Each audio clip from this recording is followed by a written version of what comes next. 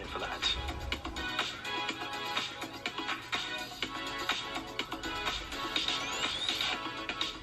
Let's return to a story we've been discussing this morning. Campaigners claim that wild swimming at the Borsey Pits is safe ahead of an event taking place this Sunday. Now, that's despite pleas to stay away from the Borsey Country Park itself, also from Kings Lynn and West Norfolk Borough Council. Right to Roam has organised the gathering, and they say an assessment has been made addressing what they claim are myths about swimming there. We'll come on to that in a moment, but earlier in the programme we spoke to Councillor Sandra Squire, and she told us why she thinks the event should not go ahead. There are areas in there where there are sudden ledges and sudden drops, so although you can go in at a relatively shallow end, you carry on, you can suddenly drop into what is very, very cold water, which causes cold water shock, which we know kills people. There are also weeds in there. We know that the weeds have been a contributory factor in at least one of the deaths. Generally, it's not safe. All sorts of reasons there from Councillor Sandra Squire not to swim at Borsey Pits. But our next guest, Imogen Radford, is an open water swimmer who has swum at Borsey Pits before and joins us now. Imogen, good morning. Thanks for joining us. Good morning. Now, I've just heard from Sandra Squire there are a big list of reasons not to go swimming at Borsey Pits, but you have. Tell me why. Why do you think it is safe? Well, I'd never say a specific location is always safe. It depends on being aware of the risks and knowing how to stay safe, and that's something that swimmers do. And yes, there are always risks of swimming, and cold water is one of the risks, but there are ways of dealing with it. And, for example, don't get in too quickly. The councillor talked about people suddenly dropping. I mean, the beaches at Borsey do have shallow gradual slope into the water. So if people are just aware and get in carefully, then they can be safe. And, of course, if you're going to get in to swim, you ought to be able to swim. And also not to stay in too long and get too cold. So as long as people are aware of basic safety information, then they can stay safe. And I'd also say that Borsey is relatively safe compared to other places, such as, for example, it doesn't have tides like the sea or currents like the sea and rivers. And, I mean, it simply doesn't have a problem with weeds. That is just inaccurate. So, you know, I would not belittle the risks of cold water swimming, especially at this time of year. It really is quite cold. But people who swim take responsibility for their own safety. They're knowledgeable, especially at this time of year, and that's why a number of us go and swim there and are planning to swim there again. And we just don't think that there's a realistic assessment of what the actual risks are and how people can look after their own safety. But 4 people have died there in the last 8 years.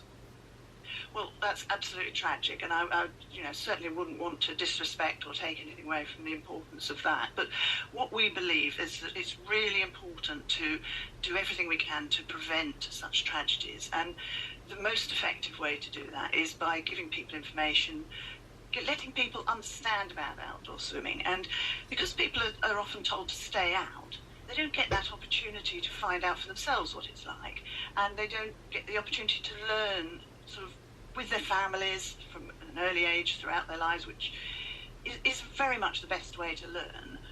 Obviously learn to swim at school as well, or wherever. We just feel really strongly that the policy of saying stay out prevents measures that could actually improve the general knowledge in the population about outdoor swimming and doing it safely. And millions of people are doing that, and more and more people are learning that. But we think that if people can't go to their local, relatively safe location, it's much harder for them to learn. That's an interesting point, because we do live in a county with the Broads, with rivers, with the sea, so we often talk about the importance of being able to swim and being able to look after yourself in or around water.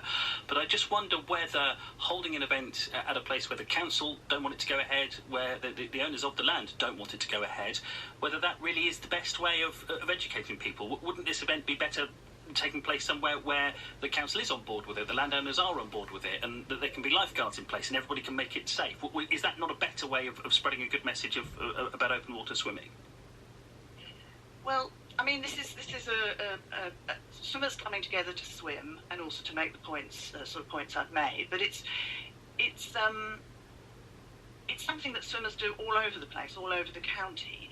But some places are more allowed than others, if you like. And in the area of King's Lynn, it's actually particularly poor and lacking in places to easily go. I mean, the sea is a little distance, and as I say, it can be rough and so on.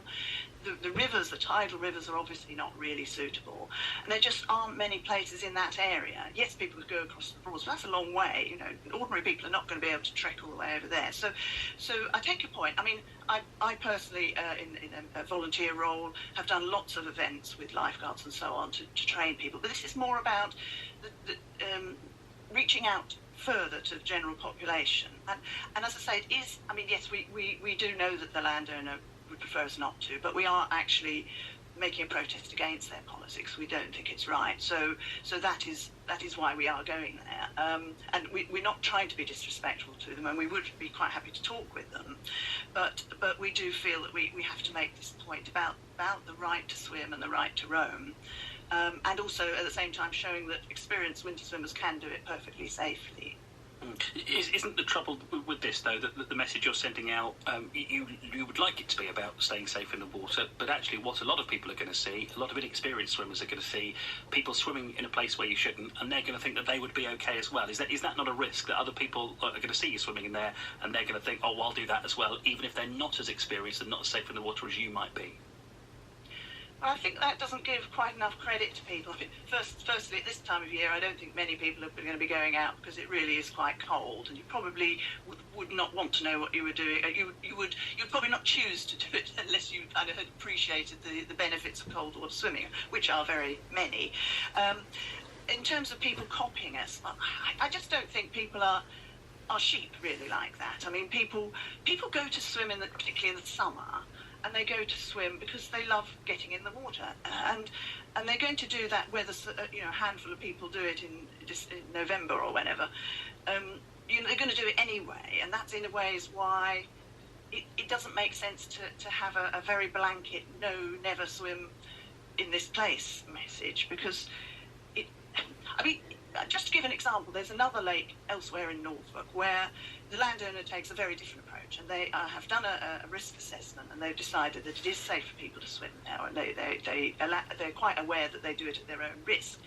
Hundreds and thousands of people go there, families, in the summer, and they swim safely. And what happens as well is that these informal swimmer groups, of which there are thousands of members across the county, they go swimming, and they know what they're doing, and they often chat to people, and people see what they're doing, and the influence is actually a positive one.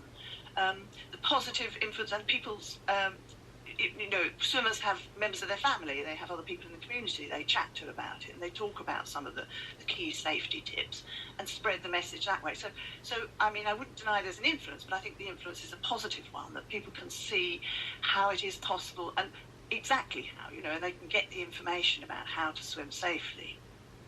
Imogen Radford, thank you very much for joining us this morning. That is interesting for Imogen's take there. Somebody who has swum at Bawsey Pits and says she will again, and doesn't agree with the fact that swimming is discouraged from there, and the landowner nobody would prefer people not to swim. What do you think then about what you've heard this morning? I think it's fascinating. I can't remember too many cases or too many examples of this sort of thing before that we've covered, where you've got an event that is being planned. It's being planned by the Right to Roam group, who we've given you their statement earlier on. They are holding this open water swimming event at Bawsey Pits on Sunday, and you've heard Imogen there, who has swum at Bawsey Pits before. The council in Kingston and West Norfolk is discouraging people from turning up. Has put out a statement, put out press releases saying that can we please discourage people from going to this. The landowners don't want it to happen, but it is happening, and it's a little bit of a protest, as you've heard, because those who like open water swimming are not happy with the fact that they're discouraged from swimming in Bawsey Pits. What do you think? Give us a call on this one, 0800 389 7321. You can text 81333, start your message with the word Norfolk. Let me know whether you'd ever get in the water there. Perhaps you have done, and I'd be interested to hear from you. It is a place where we have covered some very tragic cases, 4 deaths in the last 8 years at Bawsey Pits, as I was saying. The adventure is underway. We're getting around as many children need